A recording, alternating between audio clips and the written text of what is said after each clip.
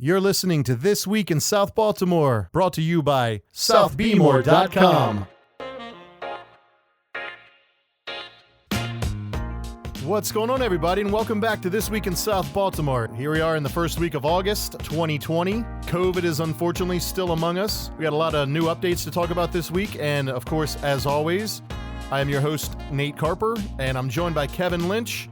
Kev, let's get that COVID stuff out of the way. What do you think? Yeah, so let's just get all that COVID stuff out of the way early this time.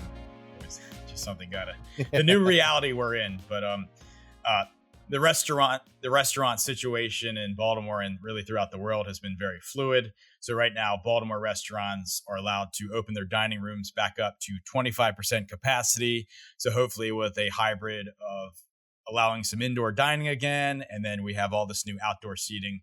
Hopefully this is a model for restaurants that can hopefully at least allow them to break even. Weather's really hot out there right now, so hopefully when the weather cools down a little bit, those outdoor seats will be more desirable. But good news for restaurants, they are allowed to have customers back in their dining rooms again. The Baltimore Running Festival, which is just a massive event for Baltimore City. You have the marathon, you have the half marathon, all kinds of relays. And quite honestly, as COVID's been going on, I feel like so many people have become runners. I just see people running nonstop. So if there was a Baltimore Running Festival this year, I feel like participants would have been at a record high. But obviously with everything going on, they are doing a virtual event this year. So they're going to give out some info about a course you can run on your own time. So certainly a big change there, but there's a lot of people out there running. So this could be a good interactive way to spice up their run. And then Governor Hogan kind of updated an order on masks. He's encouraging, well, I guess the order is you have to wear masks outdoors, really anywhere where social distancing isn't something you can do. So encouraging more people to wear masks everywhere they go.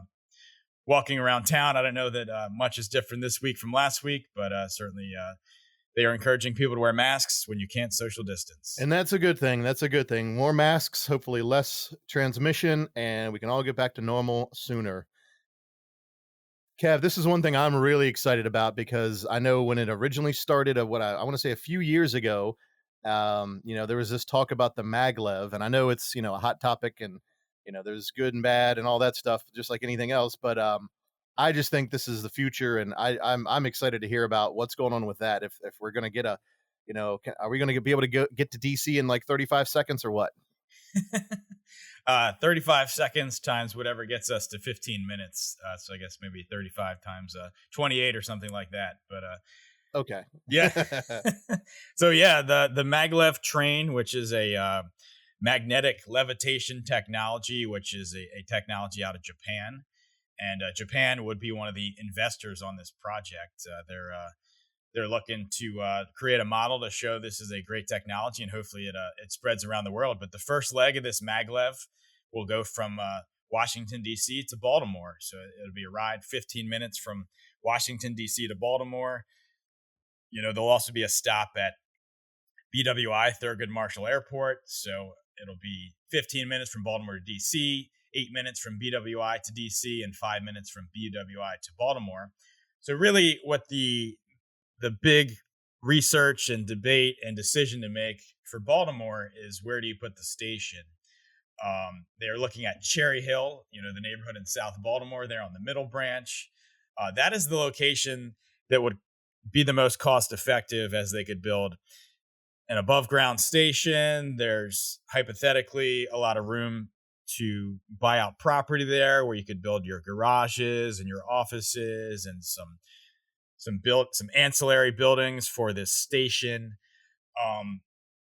But when you're in Cherry Hill, you really gotta, if you think about a station like the maglev, which potentially could be a huge center of commerce and travel and tourism and things, you'd really have to build everything around the station in Cherry Hill. You'd have to build up Cherry Hill. You'd have to build up the adjacent Westport neighborhood and the adjacent Lakeland neighborhood to make where our station is a place where you could work, a place where you could stay in a hotel, a place where you could visit. So really, that would be your blank slate location, where there's certainly the space and the area to do an above ground station in Cherry Hill, but you really got to build up everything around it. There is a large 43-acre Westport waterfront parcel adjacent to where this station could be, and they've talked about developing that for many years. So maybe that's an area you could really put some exciting mixed use development, transit use development, as there's light rail station in Cherry Hill and Westport. So that's certainly your blank slate location. And then the other location they're looking at is really by Camden Yards, Camden Station there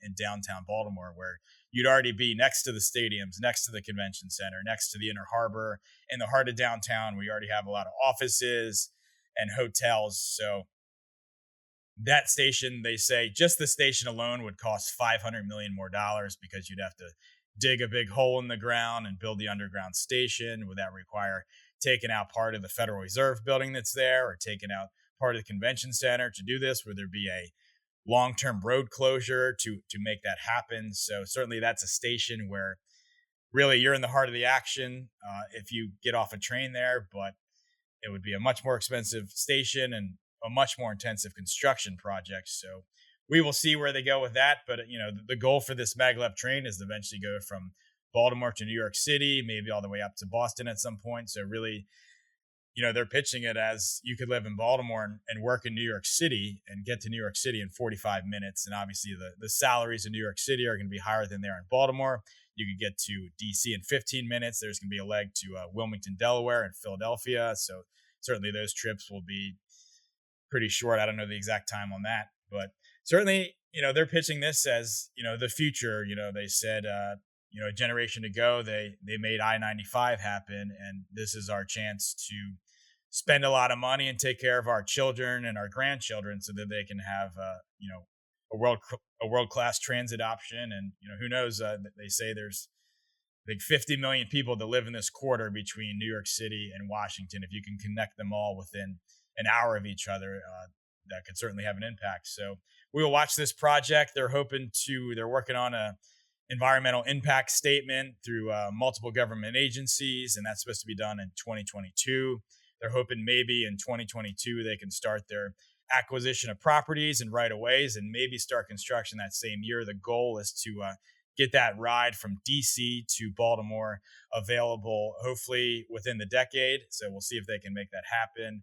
And as far as costs, they're saying, as far as riding it goes, they're looking at maybe $1 a mile. So that would be 36 miles likely between Baltimore DC. So it really could be like a $72 round trip. So they're hoping maybe some employers will want to help their workers maybe buy down that cost. Right. Maybe there's a way that government could get involved. That's not something they're asking for, but maybe there's a way that there is a way to bring down that cost a little bit. But they certainly talk about, if you do work in DC, maybe your car's about 50 cents a mile to drive a car, then you're paying for parking. So maybe if you can buy down that cost a little bit, the cost could be similar. But certainly a high technology way of travel that could be coming to Baltimore and DC and New York and all these places. And it'll certainly be something to keep a big eye on. And if they do choose Cherry Hill, keep an eye on, interesting about Cherry Hill is the area they want to put it is a lot of industrial properties. So those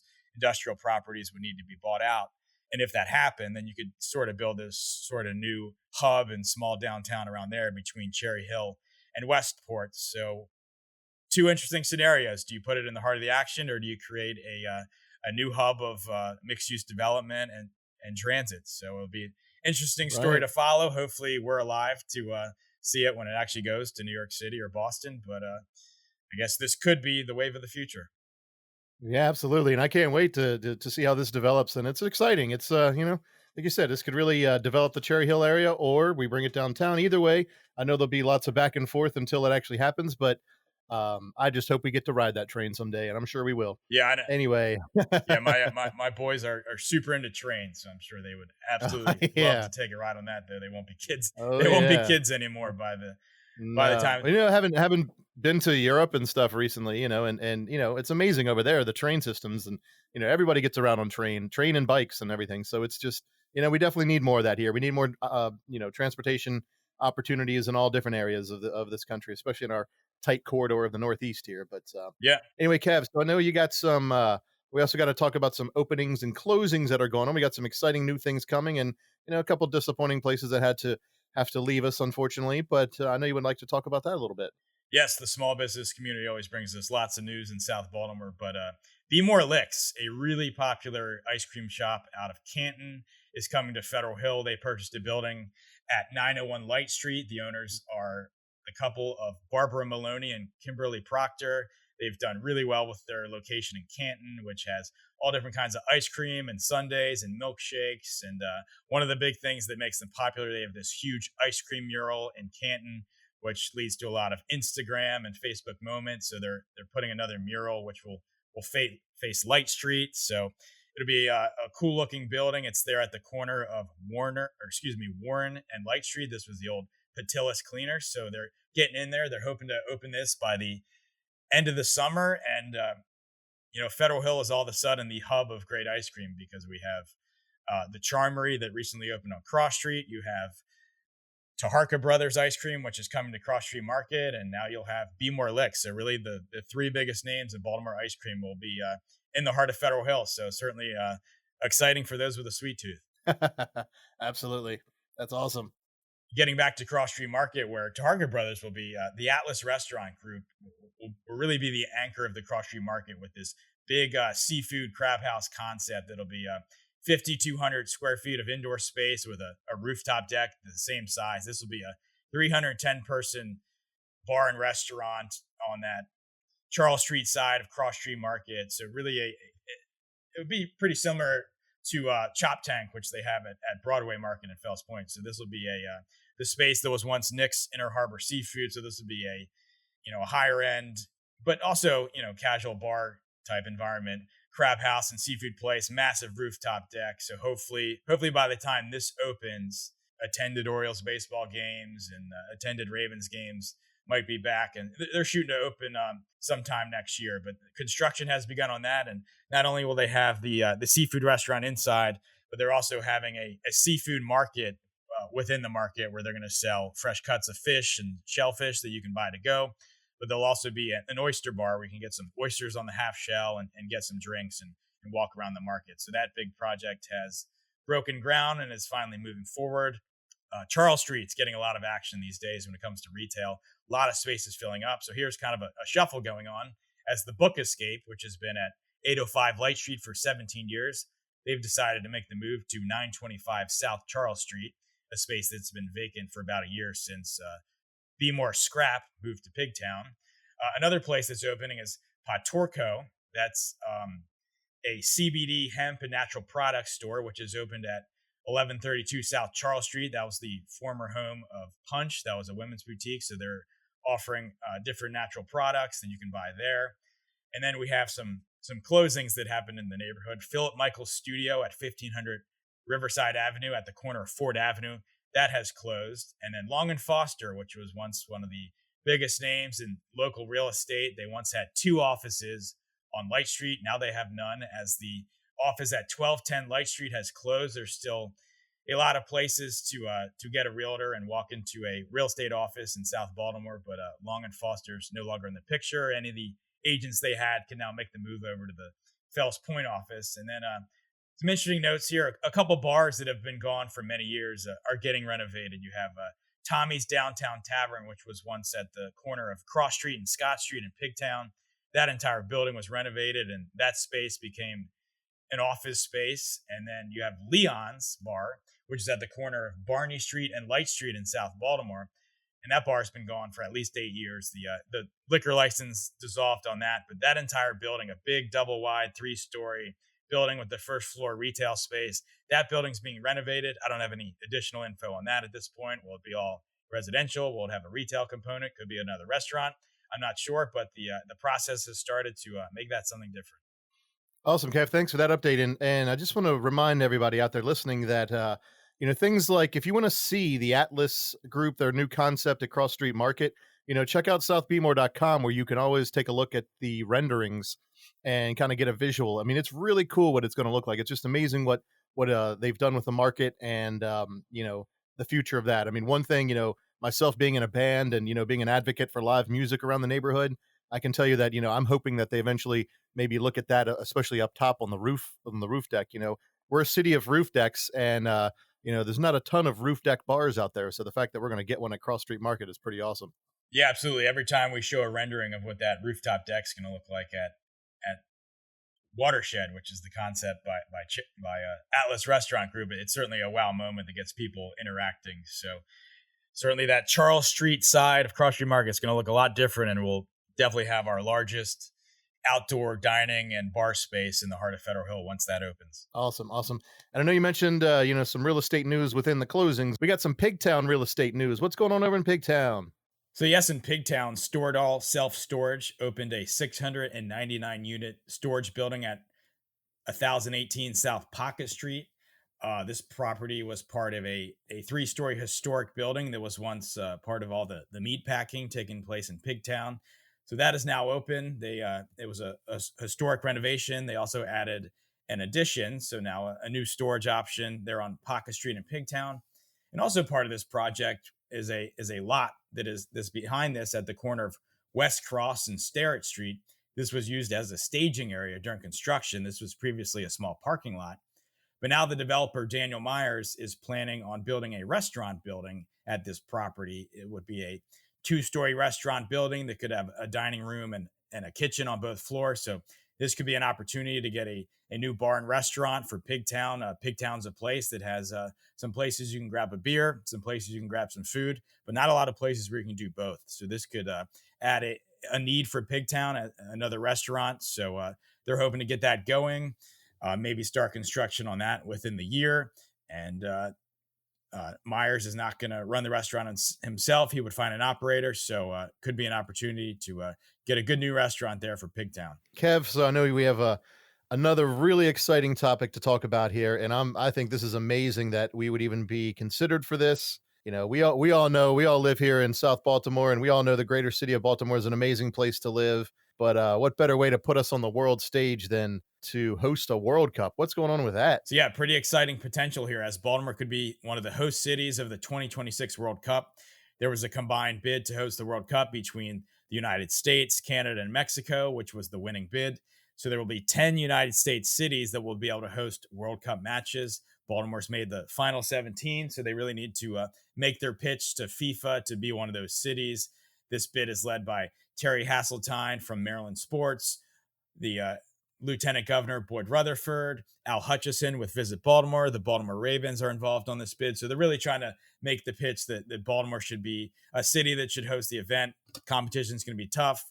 Washington, D.C. is a finalist. Philadelphia is a finalist. New York City is a finalist. So certainly a lot of competition. Do they go with a model where they group a lot of cities in a small area where the travel is short, or do they try to make it where this event is all over the continent in the United States? So we'll see where they go. But certainly with Baltimore's pitch, they're pitching, we have a stadium that's on mass transit. It's close to the Inner Harbor. It's close to hotels. It's close to downtown.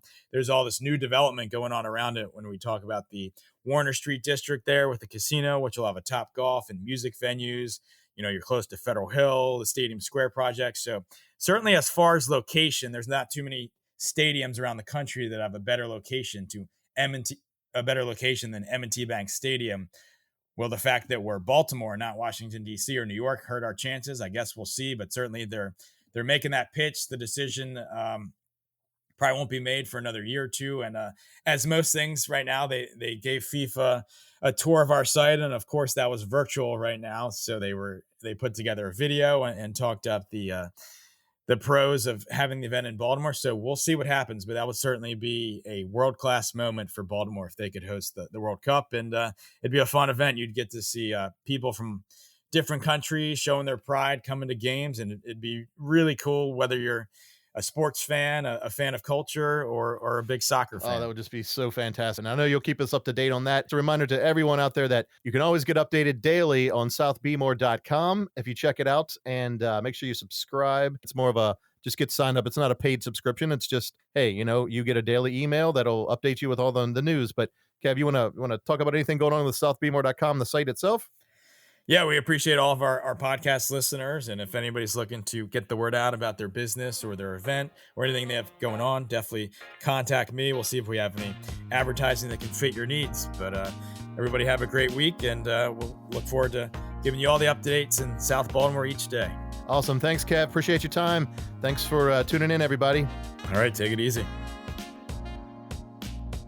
You're listening to This Week in South Baltimore, brought to you by SouthBmore.com.